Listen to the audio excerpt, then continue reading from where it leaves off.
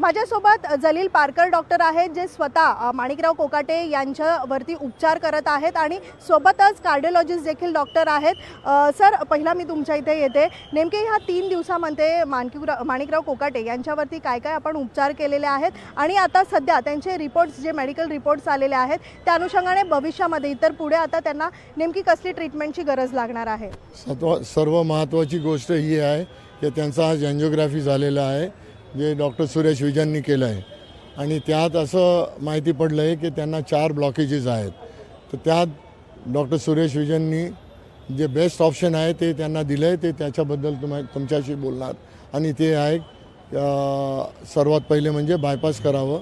जर पेशंट आणि नातेवाईकाला बायपास नाही करायचा असेल तर त्यांनी दुसरा ऑप्शन दिलेला आहे की एंजिओप्लास्टी करावी लागेल, ते पण कदाचित 2 स्टेजेसमध्ये करावी लागणार आहे। एक थोडक्यात आम्हाला सांगा, जेव्हा माणिकराव कोकाटे लीलावतीमध्ये आले तेव्हा त्यांची प्रकृती कशी होती, नेमके किती वाजता ते आले होते आणि त्यानंतर आपण आत्तापर्यंत त्यांना काय उपचार दिलेले आहात? ते परवाच्या दिवशी 1-2:30 वाजता आले होते। त्यांचा हार्ट रेट वाढला होता, 115 हार्ट रेट होता, ब्लड प्रेशर वाढलेला होता, 220 से 110 ब्लड प्रेशर होता, डोक्यात दुखत होता आणि त्यांचा श्वासाचा प्रकरण पण वाढला होता, रेस्पिरेटरी रेट 28 होता।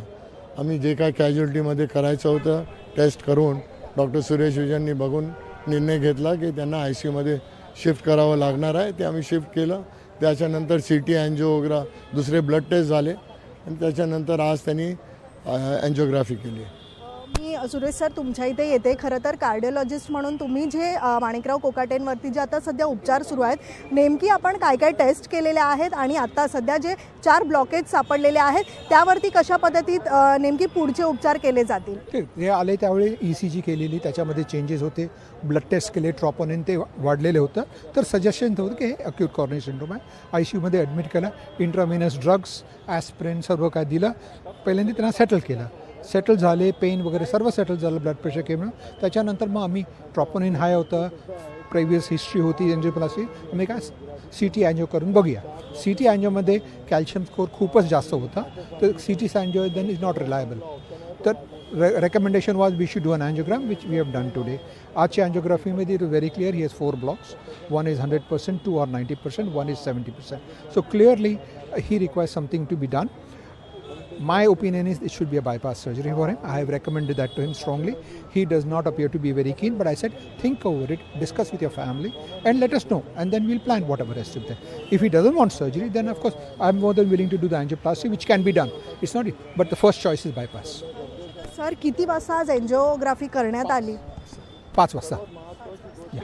या सगळ्यानंतर माणिकराव कोकाटे यांचं काय म्हणणं आहे, त्यांच्या कुटुंबाचं काय म्हणणं आहे ते माहीत नाही। आता नुसतं आम्ही इन्फॉर्मेशन दिलं, ते डिस्कस करतील स्वतः। Children are coming, then they will decide. एक थोडक्यात सांगा, त्यांची प्रिव्हियस काही मेडिकल हिस्ट्री आहे का, जेणेकरून जेव्हा ॲडमिट झाले तेव्हा ह्या सगळ्या गोष्टी समोर आल्यात का? ना, एंजिओप्लास्टी झालेली आहे 15-17 वर्ष अगो, राईट आर्टरीमध्ये 2 स्टेंट लागलेले आहेत। त्याच्यानंतर he is been fine. This is the first time, then after that he has had a problem, so he came to us. But clearly that is important that he is an angioplasty 5 years ago. That means heart disease was there, was treated but was there. So that's why that of course makes us a little more cautious in terms of managing him, in treating him, and more aggressive about what to do. साधारणतः किती लवकर ही treatment करावी लागेल असा तुमचा अंदाज आहे? कारण it should be done in the next week. साधारण अंदाज काय सांगताय? But त्यांच्यावर ते डिसिजन देते, मग आम्ही सुरू करू। त्यांचं डिसिजन असेल बायपास करायचं, आम्ही सर्जनला बोलू, फिक्स करू स्लॉट्स, हे सर्व कर, त्याला टाईम लागतात, 2-3-4 दिवस लागतात। त्यांनी डिसाईड केलं बा एंजिओप्लास्टी करायची बायपास आहे, तर आम्ही उद्या करू शकतो, सोमवारी करू शकतो।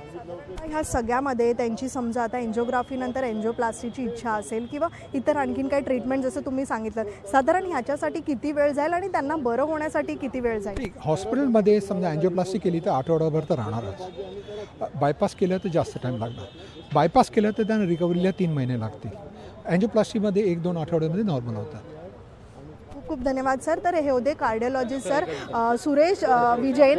हे डॉक्टर सध्या माणिकराव कोकाटे यांच्यावरती जे उपचार सुरू आहेत, जी एन्जिओग्राफी आज 5 वाजता पार पडली, त्याचे रिपोर्ट समोर आलेले आहेत आणि 4 ब्लॉकेज जे आहेत ते माणिकराव कोकाटे यांच्यामध्ये दाखवण्यात आलेले आहेत. त्यामुळे पुढील उपचारासाठी आता माणिकराव कोकाटे आणि त्यांच्या कुटुंबांचा निर्णय घेणं हे आवश्यक आहे. यासाठी मात्र आता डॉक्टर नेमकी भूमिका काय घेतात यापुढे, माणिकराव कोकाटे यांच्या कुटुंबाकडून नेमकी काय भूमिका घेतली जाते हे पाहणं तितकंच महत्त्वाचं राहणार आहे.